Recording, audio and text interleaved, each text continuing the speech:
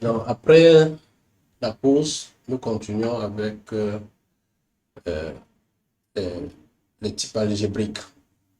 Comme Félicien le disait tout à l'heure, les types euh, algébriques sont les types qui sont constitués à partir de la somme, qui est notre pipe, ou bien des types qui ont été construits avec des constructeurs de données qui prennent plus d'un paramètre. Par exemple, notre type de tout à l'heure, je vais prendre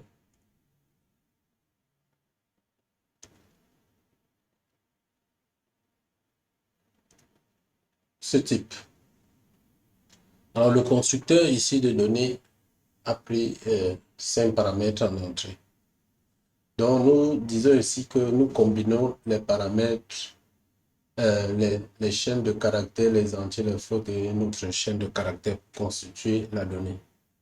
Donc, ici, là, c'est une chaîne et un entier et un float et une chaîne. Vous voyez qu'ici, on n'a pas prononcé le ou. Alors que dans la définition, par exemple, du booléen, on a le ou qui apparaît. Donc, on peut avoir à un moment le constructeur, comme ici, il y a le ou qui apparaît avec un type. Mais il n'y a qu'un seul type. On peut avoir deux types. On a combiné là deux types. Et on vous dit qu'en général, c'est que quand nous créons les types à partir du pipe, du OR, ou bien des constructeurs qui prennent plus d'un paramètre, alors on dit qu'on utilise soit le produit ou la somme. Alors ces types sont appelés les types algébriques. Ces types qu'on utilise, qu'on crée à partir de OR ou bien des constructeurs qui prennent plus d'un paramètre sont appelés les types algébriques. Voilà un peu la notion de type algébrique. Donc, le maybe que nous avons fait est un type algébrique. Le bool que nous avons fait est un type algébrique. Le hider est un type algébrique et autres. Donc, les types basiques que nous avions aussi sont des types algébriques. Parce qu'on les a construits avec des constructeurs simples ou bien avec les constructeurs qui prennent le OR ou bien le et.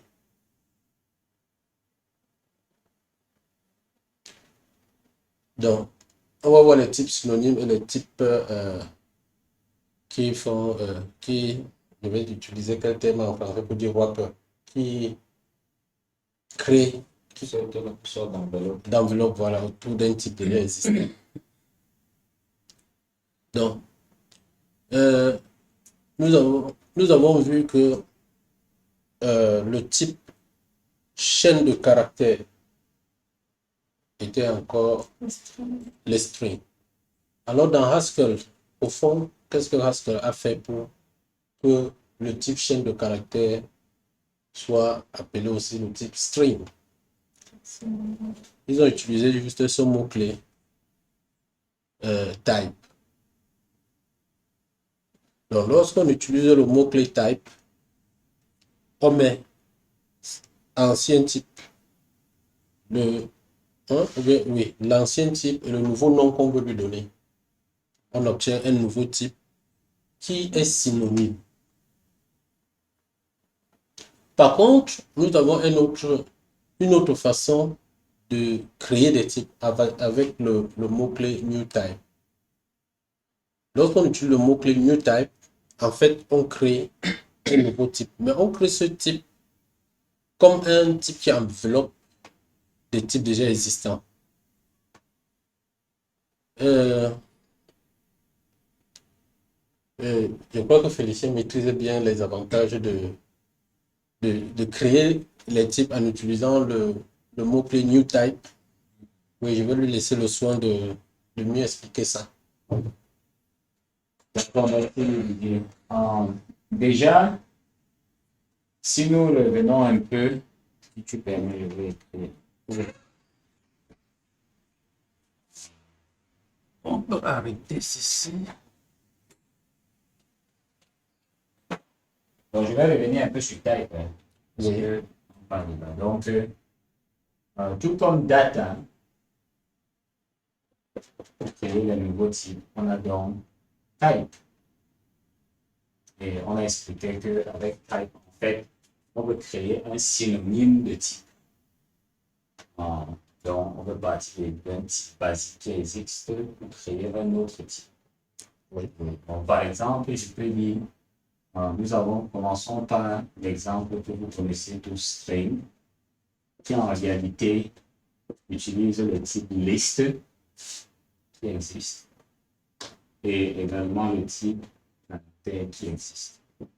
Donc, ça on parle de création des synonymes. Oui. String est synonyme de liste de caractères. Donc, nous, dans nos programmes, tous les jours, on écrit par exemple quoi comme on écrit quelque chose comme personne. Vous m'excusez un peu la syntaxe, hein? Je me rappelle que en objet orienté, mais d'habitude, on voit quelque chose comme nom. Ici, je pense qu'on met deux points entiers. On a une virgule, on met âge. Non, est-ce que je vais répondre? Non. On a ici une string. C'est bien ça, non? Tu veux faire un orienté objet? Oui, oui, en quelque sorte. Non, c'est d'abord le type. Le type avant. Ah, d'accord, le type. Ensuite, oui, justement. Merci. Donc, nous avons le type string. Et après, on a la variable Oui. name. Name, oui. Et on a une virgule. Après, on a int. Je vais mettre l'âge. L'âge. Donc, voilà en fait ce que nous voulons. Ce que nous voulons. Non, mettons comme ça. On va être un peu plus spécifique. Int. String. On a d'abord les noms en français. Après, on met encore string. Et ici, on met nom. Vous pouvez lire. Moi, c'est les je sais pas. Int, on met âge. OK. Donc, vous voyez, quand j'ai mon constructeur comme ceci, il se retrouve dans ma classe, dans mon objet. Et plus tard, dans mon code, je veux construire un objet personne. Je dis par exemple, Takam, tel que nous l'avons vu tout à l'heure, est égal, j'appelle le constructeur, si j'ai bonne mémoire, personne. Ah, je commence à réfléchir.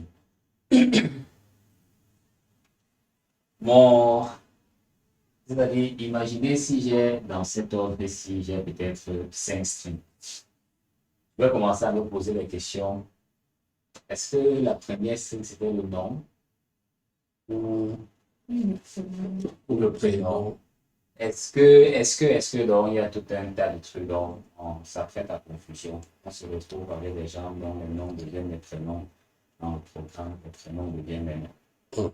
Ou sa vie devient plutôt À la position de son nom. voilà. Donc, les types synonymes nous permettent d'éviter ce genre de problème. Pourquoi? Parce que ce que je vais faire dans mon programme Haskell, je vais utiliser le mot type. Je vais définir un nouveau type, synonyme de string. Donc, dans ce cas, ce sera name. Tout simplement nom, prénom, si on veut. Prénom. Et je vais dire c'est égal à quoi? String. Prénom est égal à string. Là, si en Haskell, j'ai ma fonction qui me permet de construire une personne. Hein?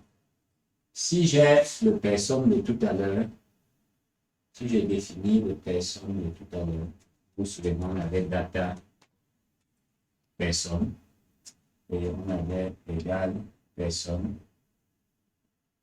on avait les strings in machin. Cette fois-ci, ici, je vais mettre nom. C'est quoi ici en bas? Prénom au lieu de string. Prénom. Vous pouvez imaginer nom, ainsi de suite. Quand je vais vouloir construire Takam en Haskell, je vais dire Takam est égal à mon constructeur de données, personne. Alors vous pouvez essayer. Hein. Si je viens ici, je mets une string. Non, tu mets là-bas non. Puisque tu as créé le type nom et le type prénom.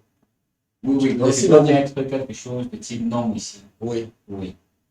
Donc en fait, ce que je vais faire, je vais d'abord créer une variable de type nom. Oui. Oui. Donc je vais commencer d'abord par créer une variable de type nom. Donc je vais mettre ici, prénom.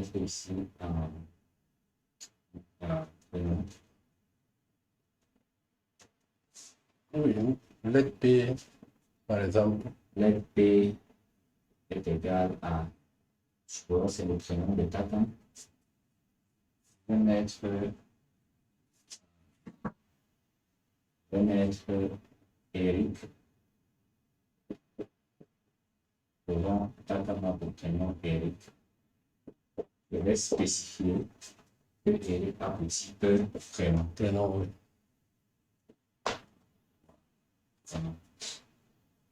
Donc, quand je reviens ici, pour construire personne, je ne peux que mettre quelque chose qui a le type prénom ici. Même le type, quelque chose qui a le type string, va pas marcher. Oui. Comme ils sont synonymes. Oui, mais ils sont synonymes. Va pas marcher. Donc, du coup, tu vois ici, j'efface totalement la confusion où j'ai les strings et les strings et les strings. C'est pour ça qu'on parle de type synonyme. Synonyme dans le de les construire, Oui, oui. mais différents quand tu es en train de les utiliser au niveau du code. Mais monsieur, le type prénom, là, c'est égal au type prénom. Ils sont synonymes. Oui. J'ai défini complètement un nouveau type en utilisant le string pour le construire. Hein? C'est un peu comme vous dire que dans le code. Ils veulent dire la même chose, non? String. On a remplacé le string par prénom. Donc, dans le code, dans la partie de code, ça va considérer prénom comme un string. Ça veut pas que même si tu mets string, ça marche pas. Prénom juste. Je vais essayer de l'expliquer. Si je viens ici, je dis A est égal. Je dis Félicien. Je dis qu'il a le type. Mais d'accord avec l'écriture ici, non? On peut faire let A égale ceci. Je fais B égale. Je dis Raoul. M'excuser si je mets les accents. Je dis string.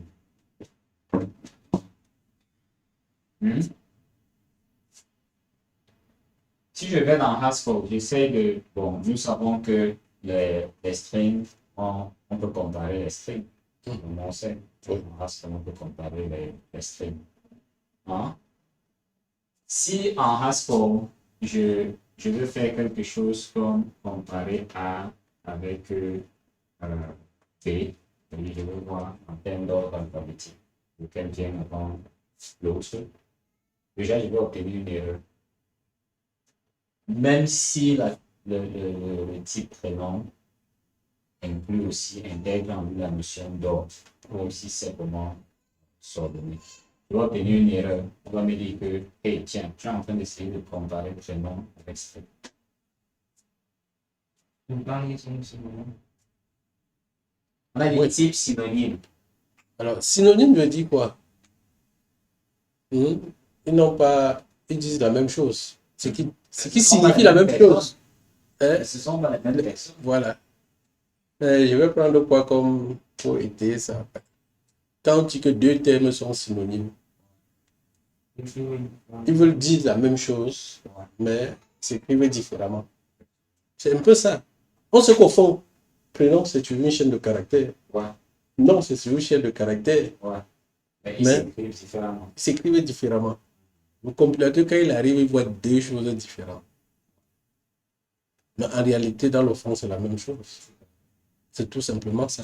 Monsieur, si vous pouvez revenir un peu sur la partie sur la constitution de constructeur. De personnes. Oui.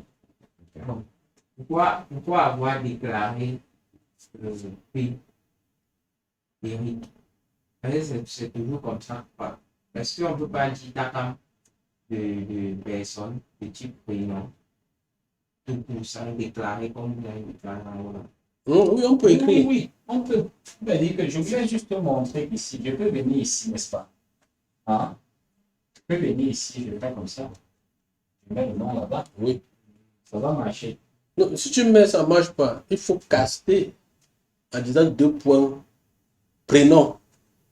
Sinon, il prend comme chaîne de caractères. Effectivement. Tu comprends un peu, non? Oui. Il faut lui dire que tu le considères comme un prénom. Sinon, il ne passe pas. Parce que c'est ça mon objectif. C'est pourquoi je n'ai pas un moment, je mes données, je ne sais pas où je vais les placer parce que tous sont du même type. Le type qui ont le même nom. Effectivement. Pour mieux t'expliquer, n'est-ce pas? On a défini le type prénom ici. Donc, normalement, dans ton code, tu dois avoir une fonction qui prend les strings.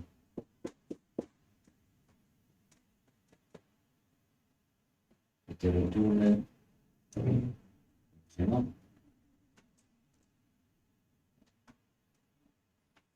Et quelque chose comme ça. Et tu peux appeler cette fonction-là ici. En lui passant.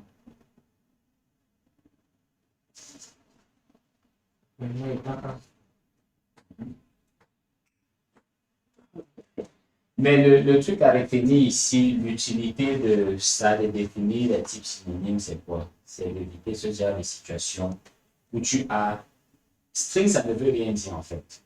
Oui. String, ça ne veut absolument rien dire quand tu es dans un contexte où tu es en train de développer une application.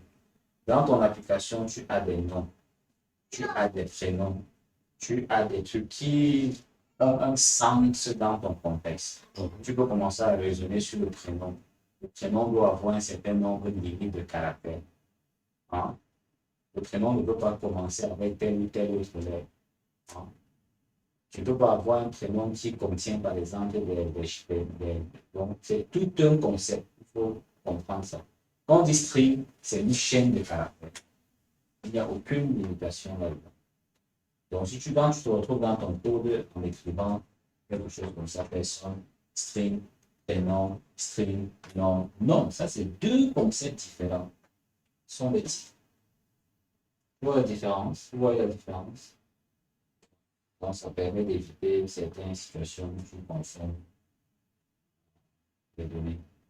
Donc, rapidement, je vais prendre trop le temps. C'est bon?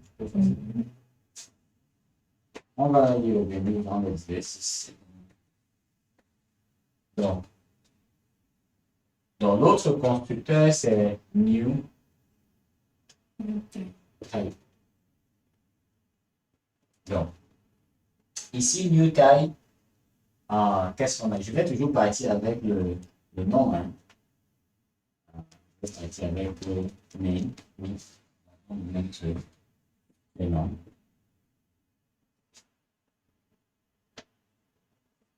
Et je vais mettre ici prénom de string.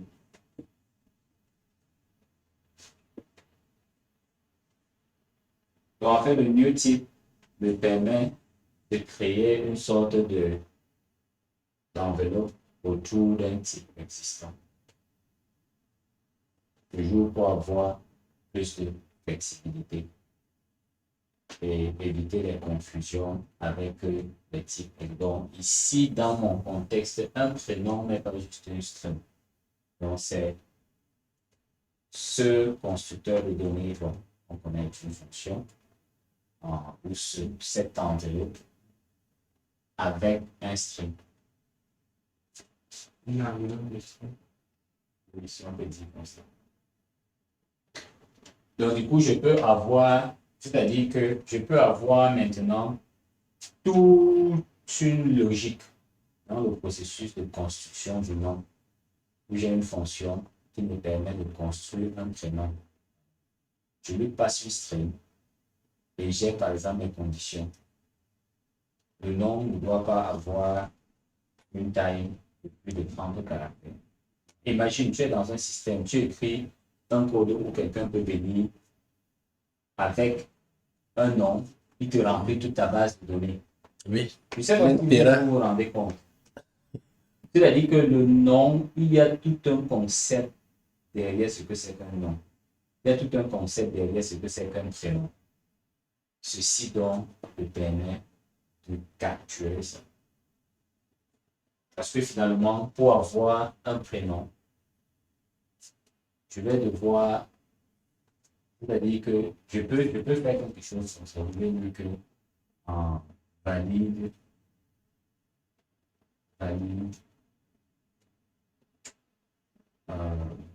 c'est bon. Définir une fonction comme ça qui prend une string et tourne.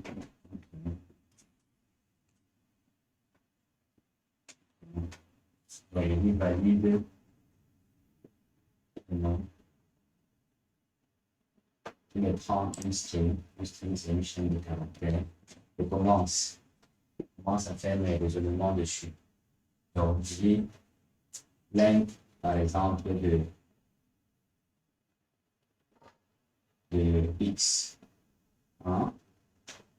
Je commence length de x, s.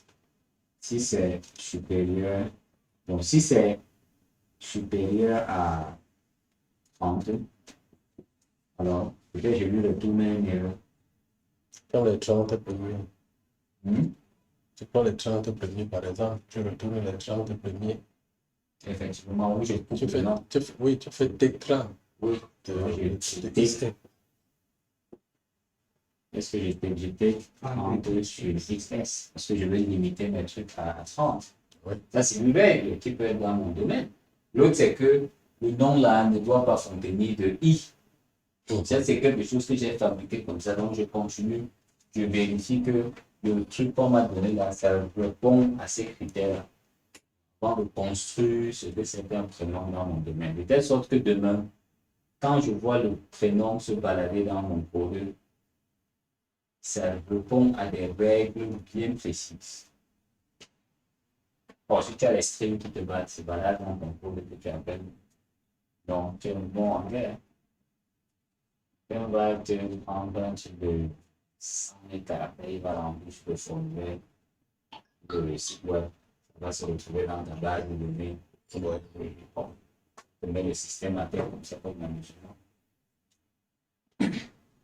Ça veut dire que même pour faire une application, c'est-à-dire que tu bases avec les contenus, c'est beaucoup. Oui, tu vois, c'est pour ça que il ne faut pas mettre de côté l'aspect sécurité, tous ces aspects-là lorsqu'on veut concevoir, commence même à développer une application. Tout doit entrer d'abord un jeu. Toutes ces considérations.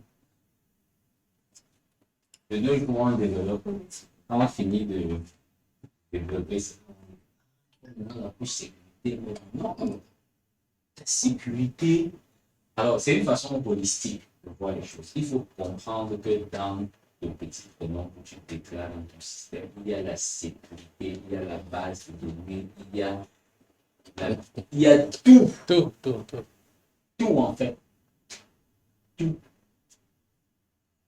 Alice, quand notre enseignant de sécurité est venu, il est dans le cours de la pensée, vous devez bien déclarer les données, les tableaux avec la dimension finie. Donc, tu fais tableau de, tu mets la dimension là, 2000.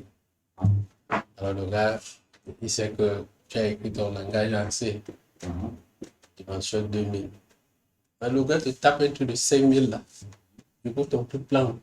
Quand ça part, ça commence à se chercher. C'est là où il profite pour s'insérer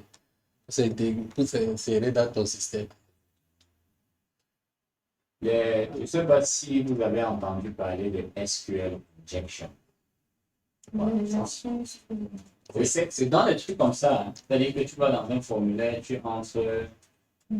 C'est-à-dire qu'à la place où tu as demandé le nom, là, il te fait un update. Là-bas, il te fait delete all. Oh, non. Non, il connaît mettre les codes là, non? Il maîtrise bien. Effectivement. Quand tu maîtrises bien les codes là, tu fais les codes fermage, le code ouvrant, tu mets le code SQL. Il va delete all.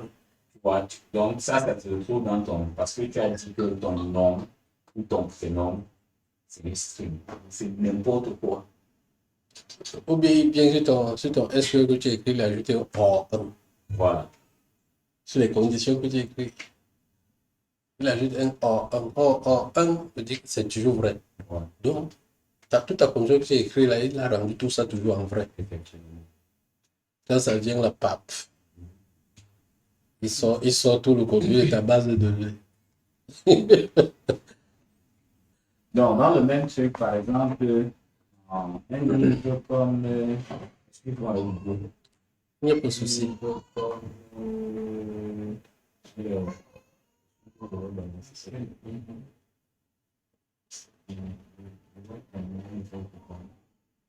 Security by design. Voilà. Oui. Celui-ci. On te parle de trucs comme ça. C'est l'architecture. Explique. Les gens ont perdu des milliards à cause de trucs qui semblent primitifs. C'est important. C'est ça la force du type. Permet de limiter certaines choses. Je peux le faire un là.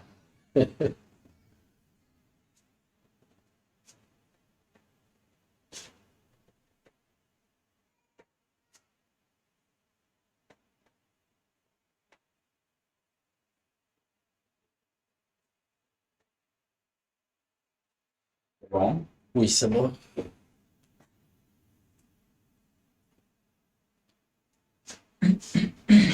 Donc voilà, le new tab, comme on a dit, on enveloppe juste un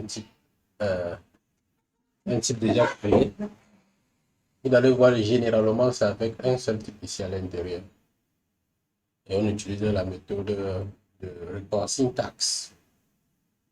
On crée le constructeur de données. On met là je vais dire comme ça, notre champ qui représente encore une fonction qui prend l'entrée, celui-ci ressort un élément de ce type. Oui. C'est exactement à un moment, si tu rappelles ici par data, hein, ça va toujours fonctionner.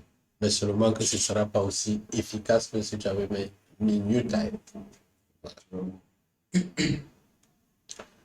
Donc, on va passer au prochain point qui est ici, c'est pour boucler les types, hein, les types qui sont définis de façon récursive, les listes.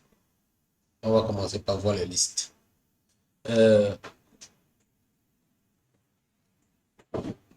Nous avons cette opération-ci, nous avons le 2 points. Tout à l'heure, nous avons parlé de ça. On a dit que le 2 points permet de préfixer un élément. Et voilà sa définition. Prendre un élément et une liste et mettre cet élément à la tête de liste. D'accord? Alors, avec cette opération, on peut décomposer les listes. Si je prends la liste 1, 2, 3, 4, 3, 4, 5, 6, je peux l'écrire encore sous cette forme. Comme la liste vide, recueil préfixé 6, recueil préfixé 5, recueil préfixé 4, recueil préfixé 3. Ça veut dire la liste 3, 4, 5, 6. Vous pouvez écrire ça dans votre, sur le terminal, hein. Ça va vous donner exactement la liste là. Alors, intérieurement dans Haskell, comment est-ce que les listes sont définies? Si vous tapez info, info sur, vous faites espace crochet, ouvrant crochet fermante, vous allez voir le type, comment le type crochet ouvrant et fermant sont définis. En fait, c'est la définition de liste. Mais nous allons laisser cette définition-là. Comme c'est un peu avec les symboles sans bruit. En réalité, voici comment ça se définit. Nous avons bien notre mot-clé data, la liste qui prend un argument en paramètre. Et on te dit, une liste, comment elle est définie? On nous dit comment c'est défini. C'est soit une liste vide, d'accord? Donc, le vide ici représente crochet ouvrant et fermant. Ou bien, c'est un élément auquel on a préfixé à une autre liste. C'est l'opération qui préfixe. Et cette opération, c'est de quoi? Donc, une liste, je veux définir le type liste. Mais dans sa définition, je l'utilise. C'est pour ça qu'on nous dit que c'est une structure de données récursive. Donc, dans la définition de liste, j'utilise encore liste. Donc, je n'ai pas fini de définir liste, mais j'utilisais déjà liste. C'est pour ça qu'on dit que c'est une structure de données récursive. Alors, voici l'élément, ce qu'on appelait généralement l'élément simple ou terminal. La liste vide. Si la liste n'est pas vide, alors la liste est au moins un élément. C'est cet élément-là auquel on préfixe au reste de la liste. Le reste de la liste là qu'on a vu, le tel nous donne le reste de la liste. D'accord? Donc avec ceci, vous pouvez réécrire la notion de liste là avec cette définition au lieu d'écrire avec les crochets. Si vous écrivez ça dans le fichier, vous chargez, vous pouvez bien écrire empty. Ça va vous afficher empty. Pourquoi ça nous donne empty? Parce que j'ai mis le show ici.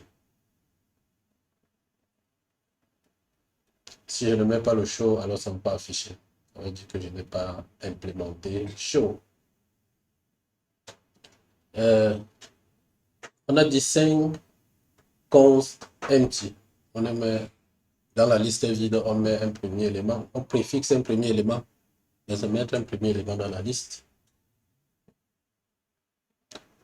Lorsqu'on écrit comme ceci, on a cette liste ici qui était déjà faite là.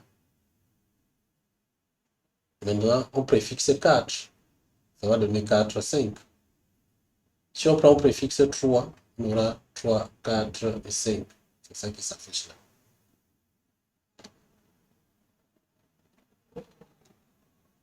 Donc, voilà un peu la notion de liste vue sous forme de structure de données récursives. Y a-t-il des questions? Sur quoi ça va? Parce que déjà, il y a beaucoup de choses. Oui. Le show, c'est parce que nous voulons transformer la donnée qui est une liste en une chaîne de caractères qu'on peut afficher. Donc, c'est ça qui permet d'afficher. Nous allons voir ça plus tard. On va détailler ça après. L'objet du prochain chapitre. Effectivement. Donc, le read va prendre plutôt une chaîne de caractères qui va représenter une liste. C'est-à-dire que je peux mettre, par exemple, tout ça dans une chaîne de caractères. Et je fais read dessus. Ça va me retourner plutôt une liste. Le equal, c'est pour dire que on peut faire l'égalité entre deux listes. C'est pour dire qu'on veut faire l'égalité entre deux listes. Le ordre, toi-même tu comprends déjà. Le ordonné. C'est pour chercher à ordonner, on a déjà ordonné maintes fois. Donc, je pouvais retirer tous les trois derniers là, ça n'aurait rien changé. Ceci devait continuer à marcher.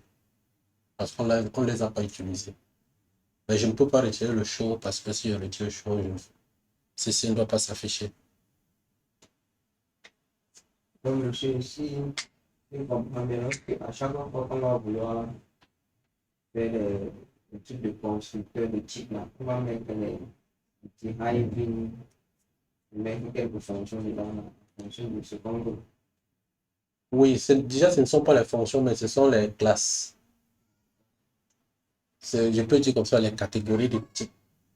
On veut catégoriser plutôt les types. Alors que les types catégorisent les valeurs. Mais on veut catégoriser les types. Donc, regrouper les types. Oui. Les types sous lesquels on peut définir la division. On a vu, non? On a vu que c'était quoi? Les fractionnables, voilà. Donc, c'est un peu un groupe de types. On a vu que dans ce groupe-là, il y a deux types. Les doubles et les floats. Voilà. Donc, ici, c'est aussi un peu le même raisonnement. Ceci regroupe un certain nombre de types.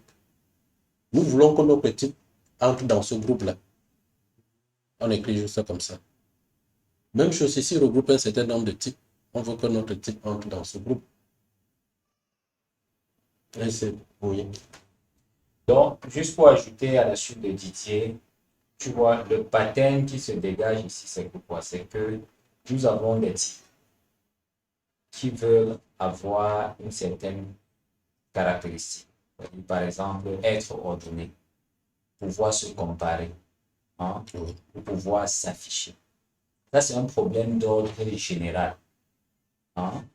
Donc, du coup, les classes, comme on a vu, on a parlé de quelques, en anglais, type class, on a parlé de num. Donc, il y a dans le cas des numériques, qui ont des trucs comme des opérations, sont communs à tous les numériques. Oui. Oui. Plus, moins, produit, division, ainsi de suite. Donc, ici, on a une autre classe de caractéristiques comme quoi ceux s'afficher. Tous les types de faits capables de s'afficher. Ouais. Oui. La notion d'égalité, tous les types de faits. Donc, on externalise tout ça dans une classe qu'on appelle égale. La notion de comparaison, on externalise tout ça dans une classe qu'on appelle ordre. C'est techniquement un peu proche de la notion d'héritage. D'interface. D'interface. Oui. Ouais. Quand vous faites orienter objet. Ouais. Parce que la façon dont je définis, par exemple, l'égalité entre deux listes. Quand je définis ma liste, je peux définir l'égalité là. Moi, j'ai pris l'égalité par défaut. Quand j'écris comme ça, je peux à un moment dire que non, l'égalité qui a été définie par défaut là, je ne veux pas l'utiliser. Voici comment je définis que mes deux listes sont égaux. Est-ce que les deux listes ont le même nombre d'éléments? Tout simplement. Donc, par défaut, là, ce qu'il va faire, il va chercher le nombre d'éléments, il va voir s'ils sont égaux. Effectivement. Il va aller utiliser donc l'égalité que ces éléments-là définissent aussi. Effectivement. Donc, si tu as la liste des entiers, il va aller utiliser l'égalité que les entiers eux-mêmes ont définie. Bon, si on a deux personnes, on veut savoir si elles sont égales. On peut avoir d'autres critères. Bien sûr. On peut se focaliser sur leur âge, sur leur taille. Il y a beaucoup de trucs. Oui. Donc voilà, la deuxième structure de données, c'est les arbres binaires. Les binary trees. Alors voilà la représentation graphique d'un arbre binaire. Nous avons là. Il y a un premier élément qu'on appelle généralement la racine de root élément. chaque élément, quels que soient les éléments qu'on prend, peut avoir des... c'est-à-dire pointer à un élément à gauche ou à droite. Pardon? Ou les deux.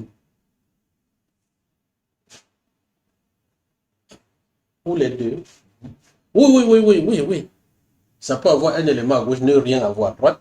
Ou bien ça peut avoir un élément à droite, ne rien avoir à gauche. Ou avoir un élément à gauche et à droite.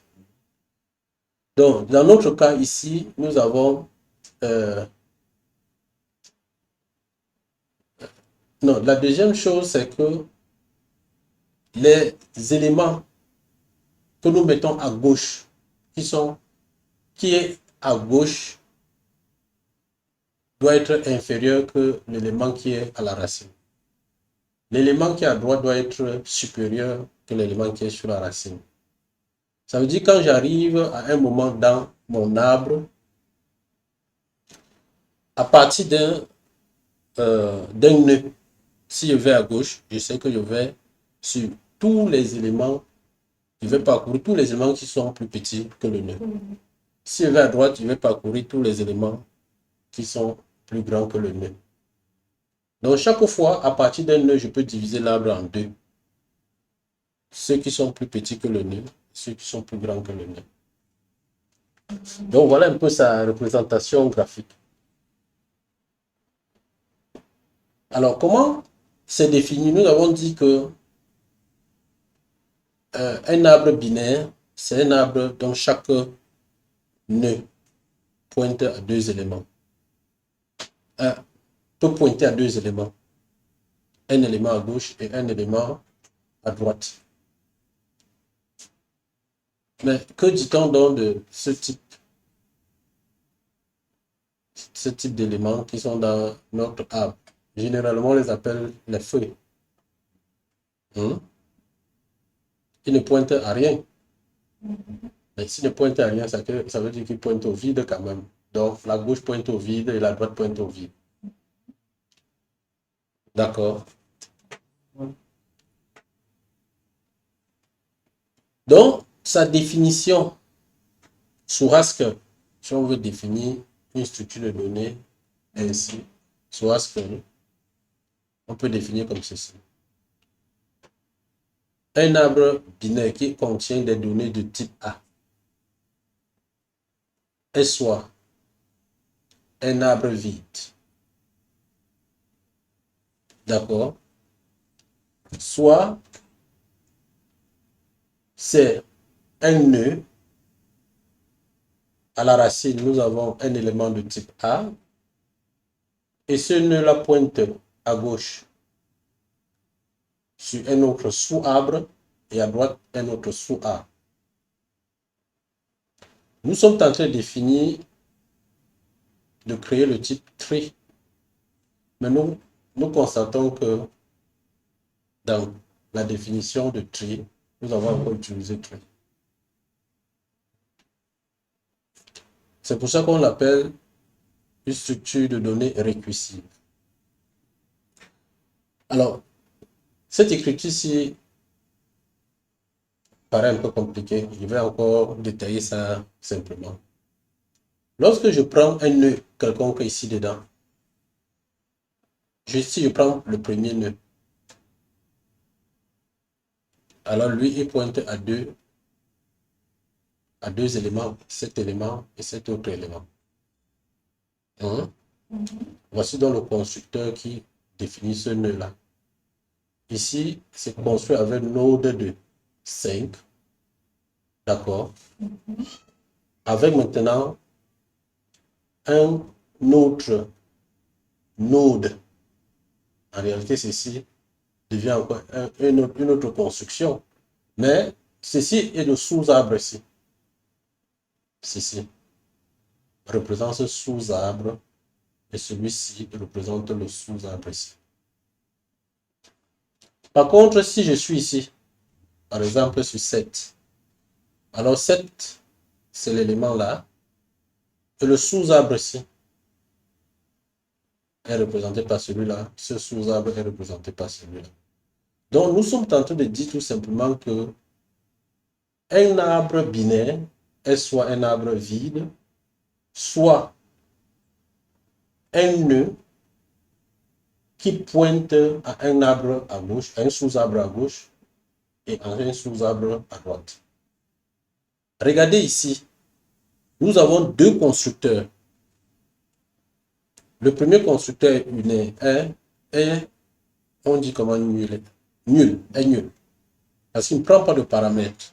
Donc c'est comme une constante, fonction constante. Il sort toujours la même chose qui est empty tree. Ce constructeur, lui, prend combien de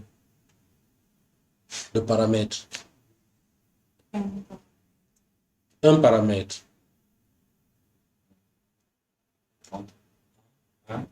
Quelqu'un a dit un paramètre.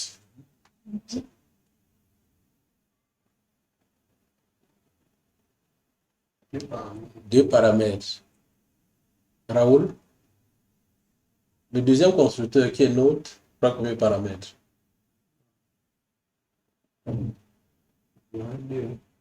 Deux. Quels sont ces paramètres-là? Il y a celui-là, le premier. Ah, voilà. Trois paramètres.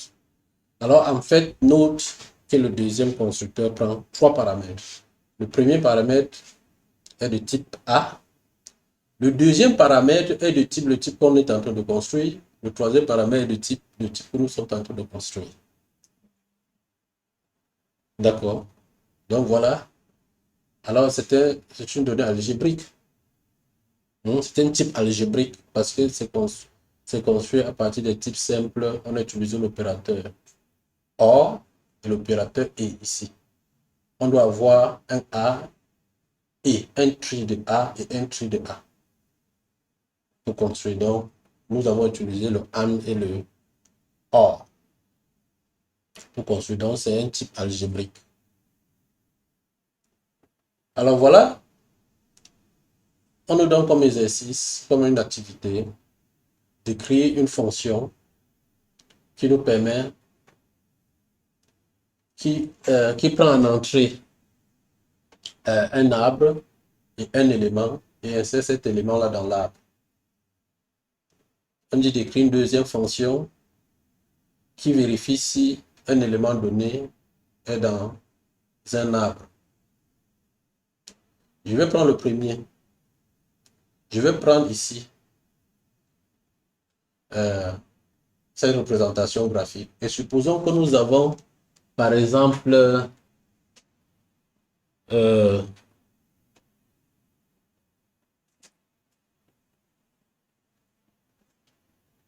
disons 0.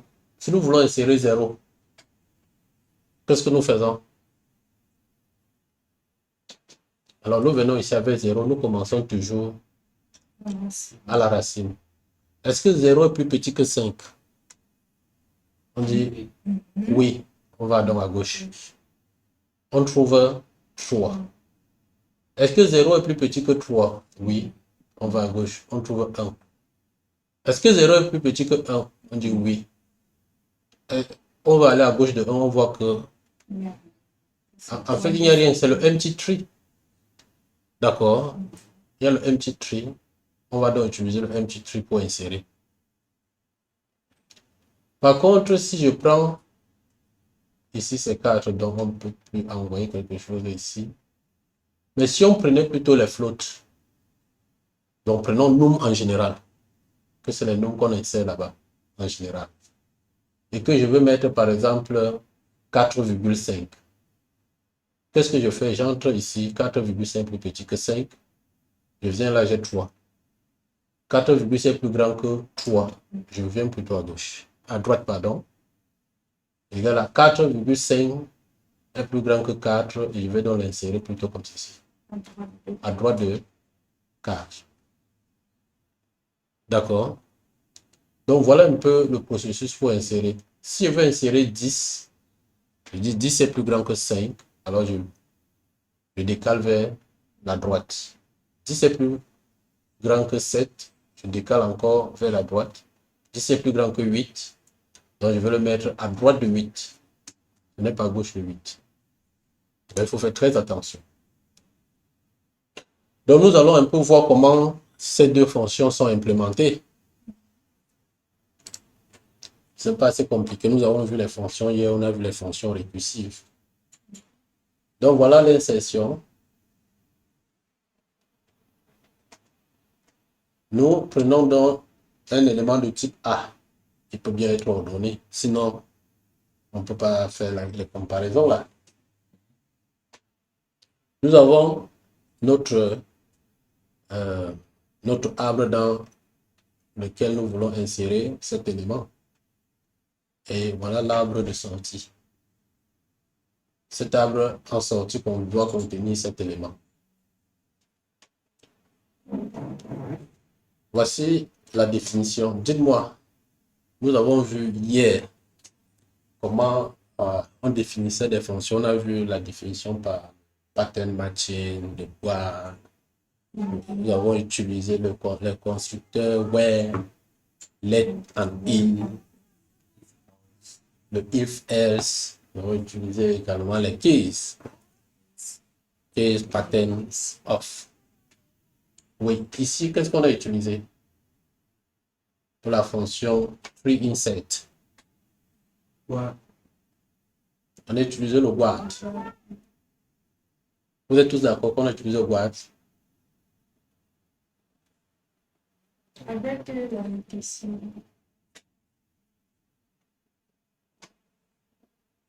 Yorish a des doutes. Moi, il va dire non, ce n'est pas seulement le what. Ça va la question. On a fait le pattern matching combiné avec le what. Parce qu'on a d'abord défini quelque chose ici. On a dit qu'avec le empty list, on a pris une valeur précise. On a d'abord défini le corps de la fonction quand on a le empty list comme arbre en entrée. Après, on dit, OK, lorsque ce n'est pas le empty list et que c'est écrit sous le pattern ici. Oh, ça c'est le pattern de construction de nos éléments. Voilà le constructeur de données. Mais je vais profiter pour rentrer d'abord ici. Regardez, on a utilisé le OR. Vous voyez que lorsqu'on définissait cette fonction-là, on a pris le cas simple, on a d'abord fini avec le cas simple. Hein? Ah oui. Donc, vraiment, même en terminant, vous disiez que prenez d'abord les essais le plus facile et éclatez d'abord. Donc, faites d'abord le cas le plus simple. Ils ont d'abord fait le cas le plus simple. Maintenant, regardez, lorsqu'on a généralement ce genre de définition, les fonctions commencent d'abord à se baser sur le cas simple. Après, ils passent sur le cas le plus générique. Et en ce moment, vous voyez qu'ils vont utiliser naturellement la méthode où on parle de pattern matching. Parce qu'ici, on définit juste un pattern. Donc, si je reviens là, c'est donc que par rapport à notre pattern, on a commencé à dire que bon, voilà, prenons d'abord le cas simple. Ça peut être empty. Si c'est empty, qu'est-ce que je fais? Donc, si j'ai passé plutôt un arbre vide, alors voilà ce que je fais. Je sors donc un arbre dont l'élément qui est au nœud est X qui est passé en paramètre. L'arbre de gauche est vide. L'arbre de droite est vide. C'est terminé. Dans le cas contraire, ça veut dire que notre arbre est sous la forme un nœud, un élément qui a ce nœud, le sous-arbre de gauche et le sous-arbre de droite. D'accord? Alors, on utilise donc ce que vous avez appelé le what. On fait le what. Si l'élément que je vais insérer est égal à l'élément qui est au nœud, ça veut dire que je l'insère sur le nœud. C'est fini, je finis, c'est le nœud là que je retourne. Voilà l'arbre que je retourne. Dans le cas contraire, il peut être inférieur à ce qui est sur le nœud. S'il est inférieur à ce qui est sur le nœud, je retourne cet élément qui est au nœud. Je fais maintenant l'insertion. Donc, je retourne un arbre qui a exactement encore notre élément de départ au nœud. Comme je vais l'insérer plutôt à gauche parce qu'il est inférieur à l'élément qui est au nœud, je sais que le nœud, la partie droite va rester, mais je vais l'insérer plutôt dans la partie, le sous-arbre à gauche. Donc, j'appelle donc la même fonction avec le sous-arbre qui est à gauche. Donc, dans le cas contraire, je vais faire le même raisonnement, mais plutôt avec le sous-arbre à droite.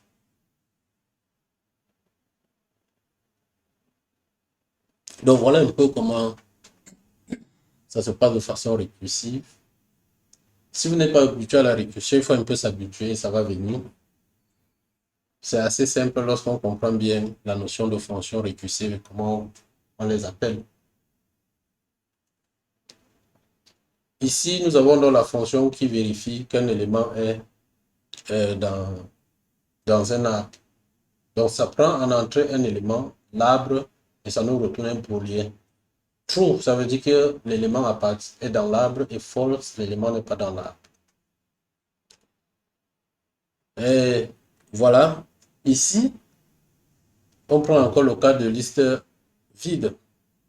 Si vous cherchez un élément dans une liste vide, vous n'allez pas trouver ça. Donc, du coup, on connaît false, ça retourne false. Donc, dans le cas contraire, alors, la liste, l'arbre va donc s'écrire sous la forme un nœud. L'élément qui est au nœud, un sous-arbre à gauche et un sous-arbre à droite. S'il est égal à l'élément qui est au nœud, alors c'est fini, on retourne true. Dans le cas contraire, on retourne ce que... dans le cas où c'est inférieur à l'élément qui est au nœud, on lance la même procédure de recherche de cet élément sur le sous-arbre à gauche. Dans le cas où c'est plus grand que l'élément qui est au nœud, on retourne la recherche de cet élément dans le sous-arbre à droite. Donc, aussi simple. Si on n'avait pas utilisé la récursion pour résoudre ce problème, alors moi-même je me demande comment le code devait être compliqué. Bon, le code est simple et élégant. Et ça, le code parle de lui-même.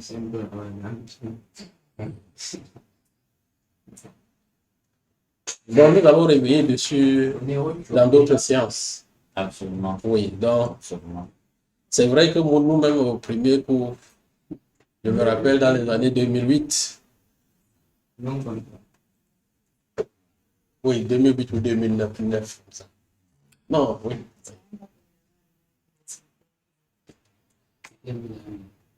Donc, mais Je pense. c'est une notion, la notion d'utilisation des fonctions récursives est très importante. Très important lorsque tu conçois les applications et lorsque tu développes. Très optimal. Oui. Non, je vais juste partager l'expérience en programmation. Oui. Je me souviens de la fonction factorielle comme si c'était hier. Quand je suis sorti de la salle, j'ai regardé la fonction factorielle en C. Je dis, mais c'est sûr que c'est juste les slides du PS. Oui, c'est chez les trucs.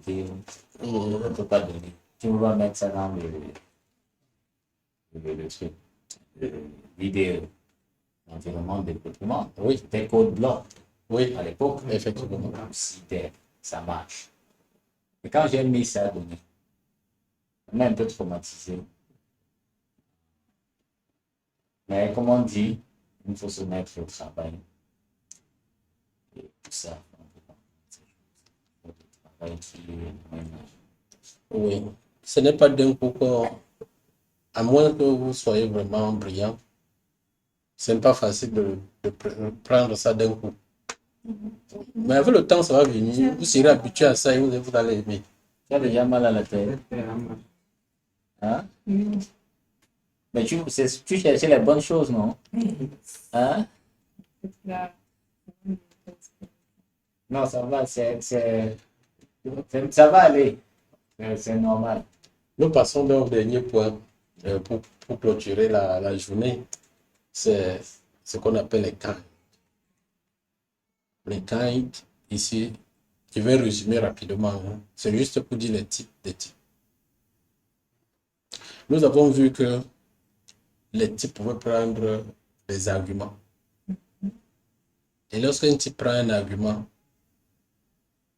il commence à se comporter comme une fonction. Et on a vu par exemple le type maybe de A. Quand on changeait le A là en int, on obtient un nouveau type qui est maybe int. Quand on change le A là en string, on obtient maybe string. Donc il paraît que ça se comporte aussi comme une fonction. Mais effectivement, c'est une fonction. Mais lorsque vous allez avancer, parce que comme on disait, vous êtes les formateurs. Donc ça, c'est la formation des formateurs. Donc il faudrait qu'à un moment, vous levez le niveau. Quand vous allez faire la théorie des catégories, vous verrez qu'en réalité, ce sont des fonctions. Mais qui s'appliquent sur quoi? Plutôt sur des types, donc qui sont des ensembles. Oui. Ce sont des fonctions qui s'appliquent sur des types. Donc, les arguments. Donc, ils ne prennent en entrée que des types. Voilà. C'est comme si on était monté d'un niveau. Voilà. On a nos types qui sont des types simples, mais on a des types d'éthiques. D'accord. Donc, maintenant, comme on a vu qu'ils sont comme des fonctions, on peut demander le type. Mais lorsque tu veux demander le type d'un type, on n'utilise plus le mot-clé type. On utilise plutôt le mot-clé kind. On écrit kind ou bien k. Donc, vous pouvez demander quel est le type du type int. D'accord? Pour demander le type du type int, on écrit k int. Et il va vous mettre là étoile. Alors, étoile là, c'est pour dire qu'en réalité, c'est un type concret. C'est un type qui ne peut plus produire un autre type. Donc, il ne se comporte pas comme une fonction qui va prendre un type en entrée et produire un autre type. C'est un type concret. Mais si on tape maintenant le type de maybe, celui qui est écrit là, regardez comment il a présenté. Étoile, flèche, étoile, donc un peu comme une fonction. Oui, pour dire que lui, il va prendre en entrée un type qui est comme un int, parce que int là est comme étoile. Il va prendre en entrée un type qui est comme un int, donc un type concret. Donc les int là, on les appelle types concrets. Il va prendre en entrée un type qui est comme un type concret, qui est un type concret. Il va ressortir un type concret. Donc, voilà, maybe est plutôt un constructeur de type qui prend en entrée un paramètre. Et vous pouvez interroger pour hide.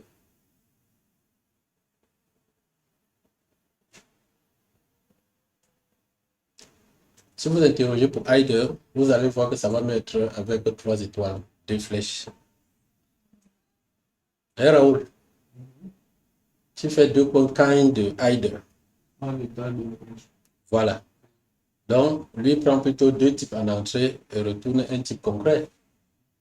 Et si tu appliques la méthode, si tu appliques le même raisonnement que nous avons fait sur les fonctions en Haskell pour dire qu'une fonction nous prend en entrée toujours qu'un seul paramètre et retourne une fonction ou bien une valeur, tu pourras voir maintenant que si tu fais le hide d'un type concret, ça va te retourner plutôt un truc comme celui du maybe. Voilà.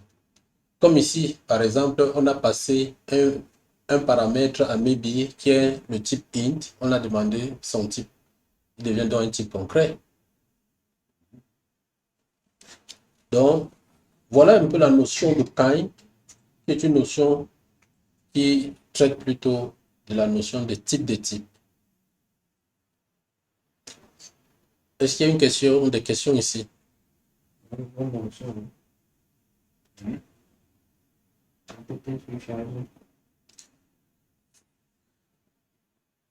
Ok, donc nous allons boucler ici et nous allons nous arrêter s'il n'y a plus de questions. Comme toujours, je vais vous remercier d'avoir répondu présent à cette séance. Et je vous souhaite tous bon apprentissage, bonne lecture et que tout soit léger. On a appris une notice. Là,